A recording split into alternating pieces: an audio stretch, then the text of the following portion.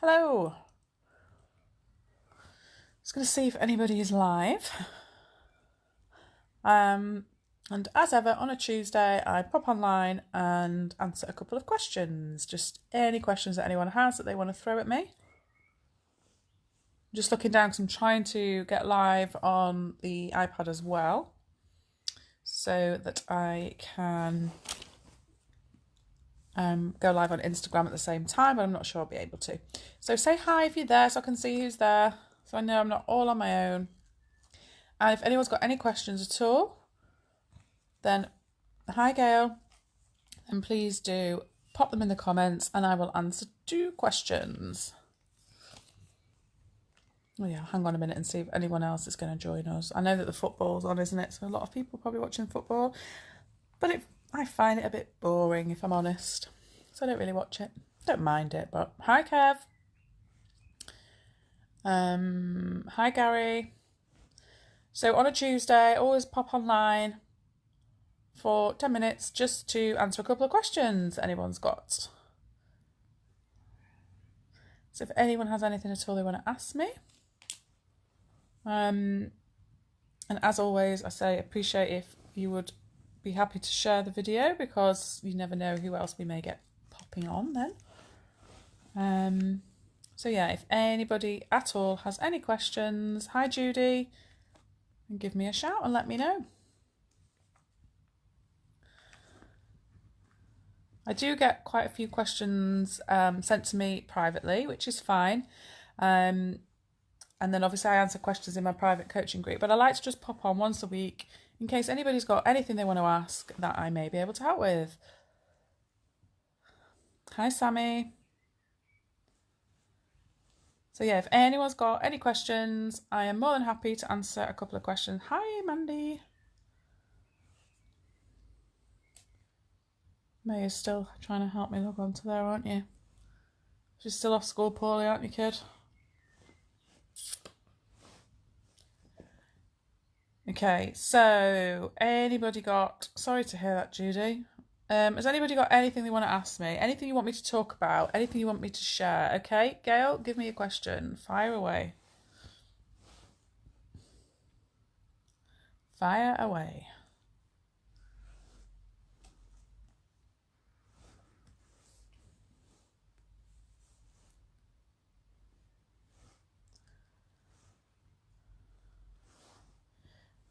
When you say still running away, you mean from things that you'd like to be doing, Judy? Do you mean? Running away from things that you think you should be doing or that you want to do? And usually if we are still feeling like we want to run away from things, it means we're in fight or flight, which means that there's a high chance you've got a whole load of overthinking going on. Sammy, how to stop overthinking. Sammy, I've spoken to you today, haven't I? You are that's you, the right Sammy. Let me know if it is, because this is on the main page, not in the private group, so just want to check. Because if that is you, my dear, are going to learn lots about that over the coming weeks. You're going to become an expert.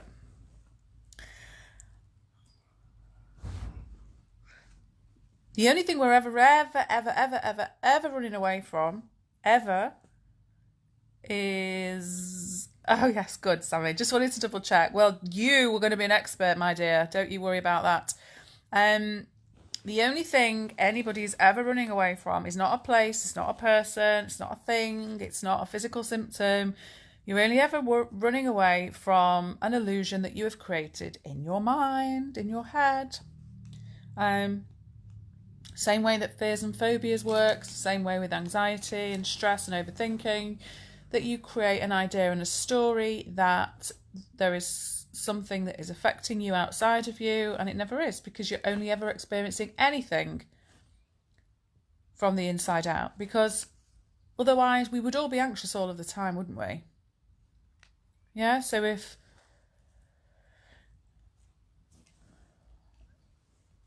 your question goes, how am I? I'm okay, thank you.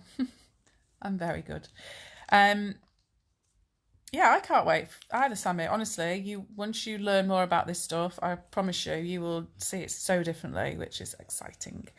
Um, so yeah, only still running away, and again, like the tone of that, Judy, is still running away as if I'm still not where I need to be, I'm still not where I want to be, I'm frustrated with this, and you're beating yourself up, and that's just going to create more anxious thinking. So actually, if at the moment you're still feeling like you want to avoid places, just allow yourself permission to do that. And the less pressure you put on yourself, the easier or the less you'll overthink it anyway. But just remember, you're not running away from anything or anywhere. You're just running away from an illusion that you've created in your mind, in your head. Yeah?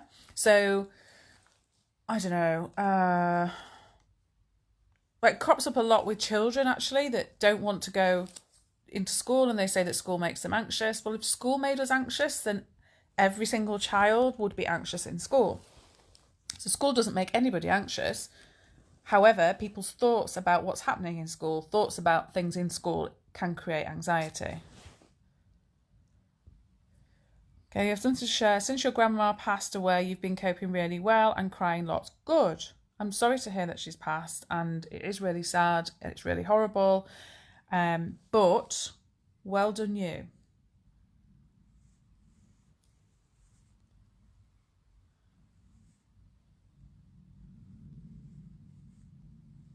Okay, Gary, let's cover your question then. I still find it a struggle to get back into the social things I enjoy, such as going to house parties and summer barbecues. However, they were church related. So most of my past friends were Christian. Unfortunately, I believe it was church and Christian life that led to my anxiety and depression. Okay.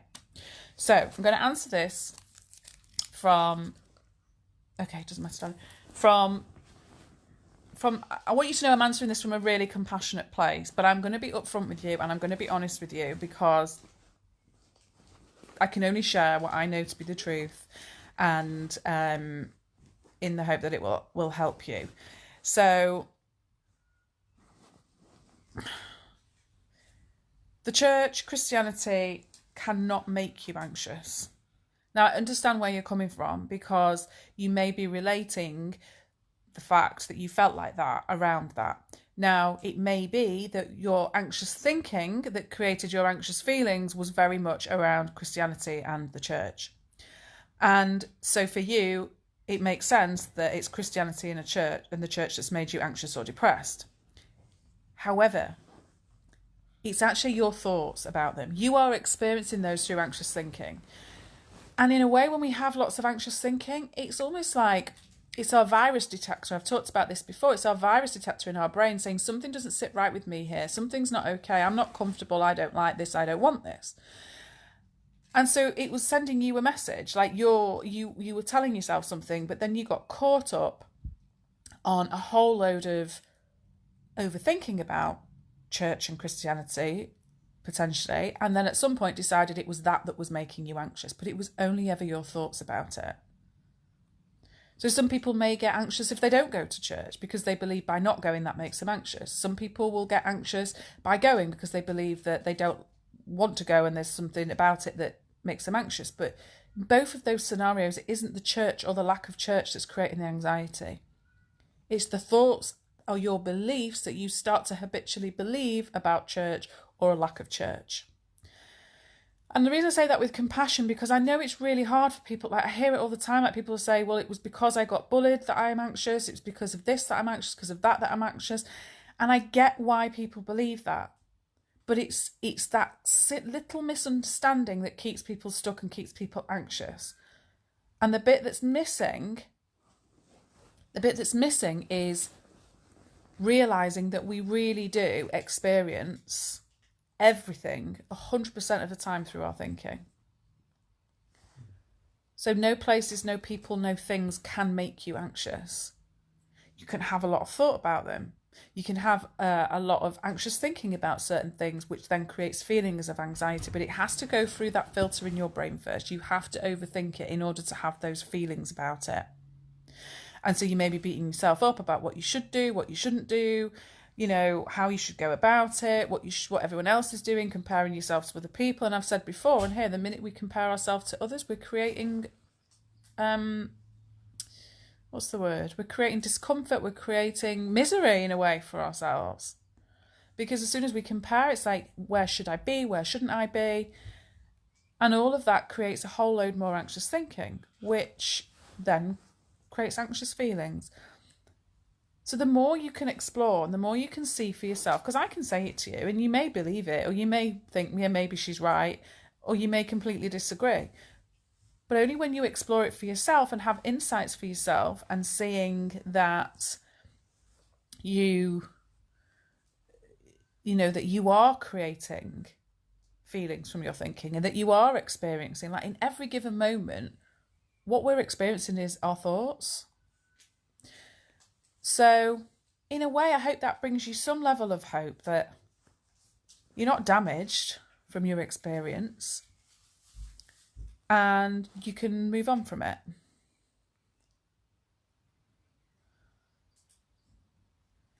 Okay, so Sammy, I'll talk about that on Thursday in our private coaching call again, but it's a really good point. So you say you've had a bad panic attack in your mum's bathroom once and now you really don't like going in there because you've decided that it's a bad place because you've made up, excuse my French, a load of shit about how it made you anxious, and it didn't. You just had anxious thinking in the bathroom. Leave the bathroom alone. The bathroom has done nothing. Okay, it's your thoughts about the bathroom based on your experience. And so you're trying to predict the future and keep yourself safe, and part of that you think is avoiding the bathroom.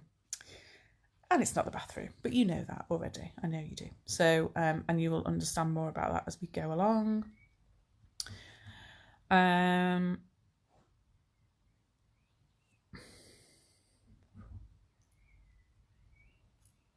Yeah, Gail says, Sammy, have a nice relaxing bath in there. It'll feel more relaxing. Yeah, change your experience of it. Okay, so I'm going to answer Maisie's question before I go. How long have I been on for? Have a look. Going through a really tough time with my anxiety. Did this afternoon at college, ended up crying, spoke to a staff member that I'm close to, and she's going to give me more support. She said I bring a very special presence to the college. Well, that's nice. And it's okay that you felt overwhelmed. Like, it's fine and it will pass. It's perfectly normal. Yeah, I know myself. Oh, geez, this is going to be fun. Yeah, our coaching calls are fun. I love them. They're very blunt, to the point in a way, but very caring and compassionate. And there's lots of other lovely, gorgeous people in there who are also really supportive. So yes, I think you'll like it. People make me anxious, and I often think they are talking about me because I've had a lot of it happen. Okay, so again, it's in the same way. People can't make you anxious. Your thoughts about them and your worries and concerns about what might be happening may make you start overthinking, and that's what then creates the anxiety. Okay, just going to read this because this is Gary's response to what I just talked about. So, thank you, you've hit the nail on the head. I no longer go to church, as many so-called friends were not what they seemed. They would be over like you like a rash, and then see you as shit the next day. So thank you. It's trying to find a new community of friends. You can totally do it, Gary. You can totally and utterly do it. It's a completely new experience. I don't know whereabouts you live, but I know that one site, the meetup.com site, is where, you can find all sorts of groups and places to go. It's hard now for people to meet people unless, doing stuff online and things like that. But it's so common and so popular now. I've known loads of people to go to those meetups. Get yourself out there and create some new relationships. So, go for it. I want to help people too, sorry. But how will I know when I'm ready to? You will just know when you'll just know when the time is right. I want to be coached by you too. You're always welcome in the private members club. It's always there, always open for any new members. So I'm going to leave that there, and I will catch up with you all very, very soon.